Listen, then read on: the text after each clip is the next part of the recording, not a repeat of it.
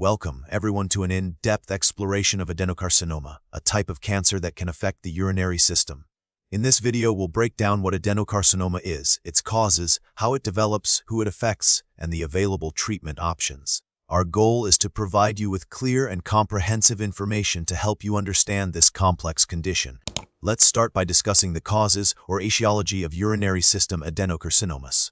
While the exact cause can be multifactorial and often unknown, several risk factors have been identified.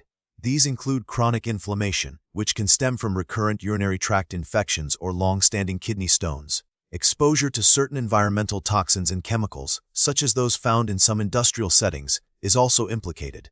Smoking is a significant risk factor for many cancers, including those of the urinary system. Lastly, genetic predispositions or inherited conditions can increase an individual's susceptibility to developing adenocarcinoma. It's important to remember that having one or more of these risk factors doesn't guarantee the development of the disease, but it does increase the likelihood. Now, let's delve into the pathophysiology, or how adenocarcinoma develops within the urinary system. Adenocarcinoma arises when the normal cells lining the urinary tract or related organs, like the kidneys or bladder, undergo genetic mutations.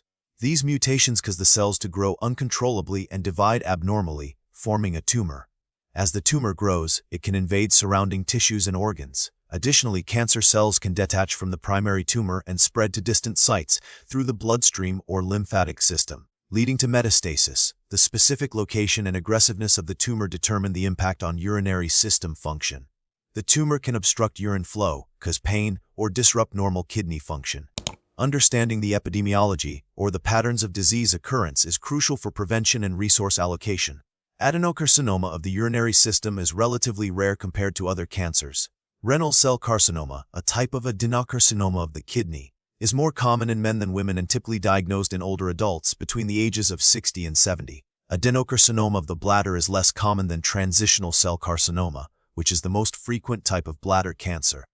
Geographical variations exist, with higher incidence rates in some regions due to differing environmental exposures or lifestyle factors. The signs and symptoms of urinary system adenocarcinoma can vary depending on the location and stage of the cancer.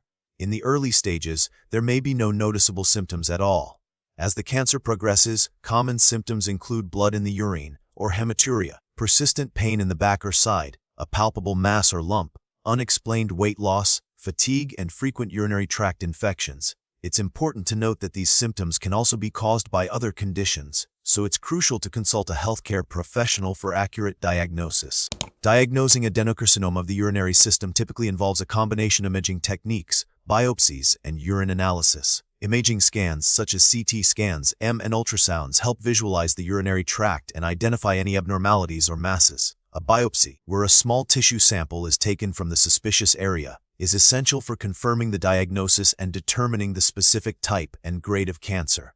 Urine analysis can detect the presence of blood or abnormal cells in the urine. Cystoscopy, a procedure where a thin tube with a camera is inserted into the bladder, allows for direct visualization of the bladder lining and the ability to take biopsies if needed. Adenocarcinomas in the urinary system, particularly in the kidneys, are often classified using systems like the TM staging system. TM stands for tumor node and metastasis. The T describes the size and extent of the primary tumor. The N indicates whether the cancer has spread to nearby lymph nodes. And the EM signifies whether the cancer has metastasized or spread to distant sites. Understanding the stage is crucial because it helps determine treatment options and predict the prognosis. Treatment and management of urinary system adenocarcinoma depend on several factors, including the stage of the cancer, its location, and the patient's overall health. Surgical removal of the tumor, either partial or complete, is often the primary treatment option. Radiation therapy uses high-energy rays to kill cancer cells or shrink tumors. Chemotherapy involves the use of drugs to destroy cancer cells throughout the body. Targeted therapy utilizes drugs that specifically target cancer cells, while sparing normal cells. Immunotherapy harnesses the body's own immune system to fight cancer.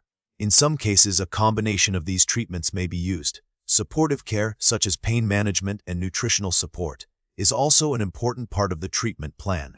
While there's no guaranteed way to prevent adenocarcinoma of the urinary system, several lifestyle modifications and preventive measures can reduce the risk. Quitting smoking is paramount. Maintaining a healthy weight and following a balanced diet can help prevent chronic inflammation. Staying hydrated by drinking plenty of water can help flush out toxins from the urinary system. Minimizing exposure to environmental toxins and chemicals is also advisable. Regular check-ups and screenings, especially for individuals with risk factors, can aid in early detection and treatment. The prognosis for adenocarcinoma of the urinary system varies significantly depending on the stage at diagnosis, the grade of the cancer, and the patient's overall health. Early detection and treatment are associated with better outcomes. Recent research is focused on developing more effective targeted therapies and immunotherapies to improve survival rates and quality of life. Clinical trials are ongoing to explore new treatment approaches and strategies for preventing recurrence. We hope this video has provided you with a clearer understanding of adenocarcinoma of the urinary system. Remember to consult with your healthcare provider for personalized advice and guidance.